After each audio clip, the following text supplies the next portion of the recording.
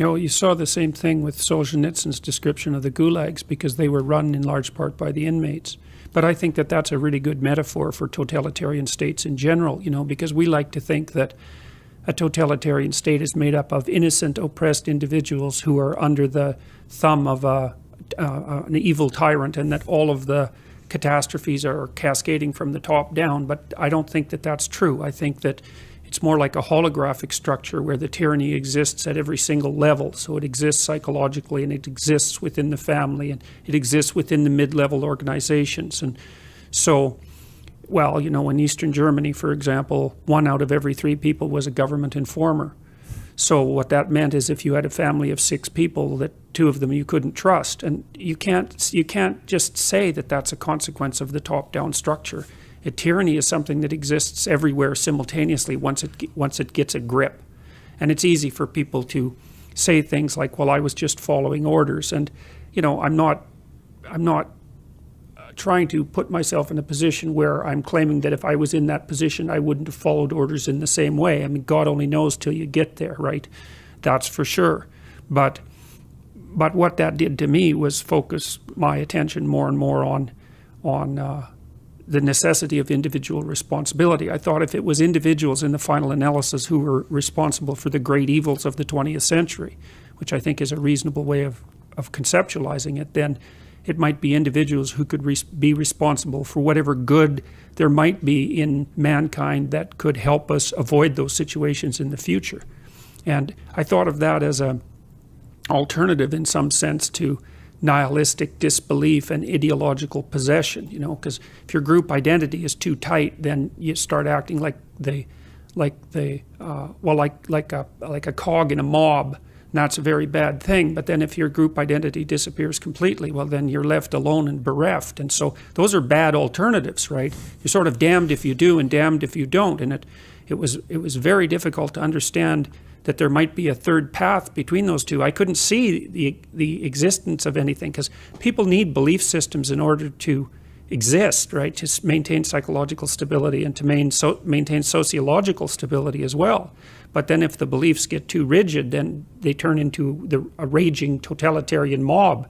So maybe you let that go because you don't want to play that game, but then you dissolve because you have no identity. That's not acceptable either. When I first laid that out that clearly, it was really hard on me because I couldn't see a third path to that. But then I started to realize, and this was a consequence of reading the sorts of things that we already talked about, but also of starting to understand the underlying structure of mythology and what the heroic path meant essentially, and that meant adoption of supreme moral responsibility as an individual. Now, there's this idea in the New Testament, which is a really interesting idea. It's one of these bottomless ideas, and I mean that literally. You could study it forever and never get to the bottom of it. And the idea is that Christ is the person who takes the sins of mankind on himself, and there's something redemptive about that. And that's actually a really dark idea, because what it means, as far as I can tell, what it means, at least what it means psychologically, is that when you read these terrible things, you have to understand that you're reading about you. If you don't understand that you're reading about you, then you don't actually understand the stories, because you put yourself in the position where you're automatically the good person who would never do anything like that. And then these other people are, well, they're devils in some sense, right? And it's very easy for people to make that division. But it's a horrific realization when you think that that devil that you see outside is the same thing that's inside, and that you don't know until you're put in a situation like that what you might do. And then it's even worse, because if you look at the historical evidence, it was ordinary people in some sense that produced the catastrophes of Nazi Germany and the Soviet Union and Maoist China. I mean, they might not have originated it, but they certainly had the option to say no at different steps along the way, and they didn't, and these things do happen one horrible thing at a time. There's this great book called Ordinary Men, which describes the descent of a German police force from ordinary bourgeois middle-class men, essentially just ordinary policemen, who actually were raised before the Hitler Youth. They weren't indoctrinated, as young people.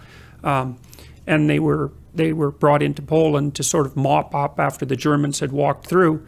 And it describes how they descended into the sort of people who would take naked pregnant women out into the middle of fields and shoot them in the back of the head. And what's horrifying about the book is that the author, Browning, details the stages by which this occurred. And it's well, for example, the commander of this unit told the men that they were going to have to do terrible things, but that they could go home if they wanted to.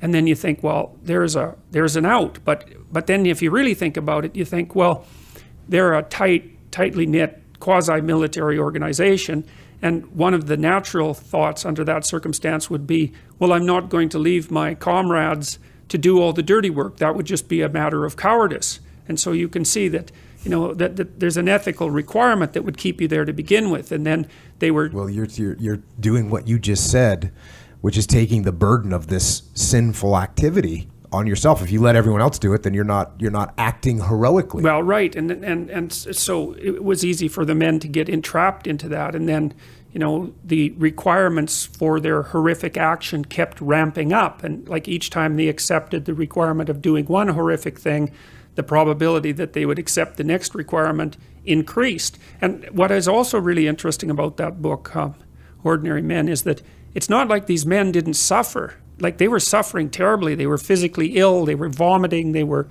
tearing themselves apart psychologically, but they didn't quit.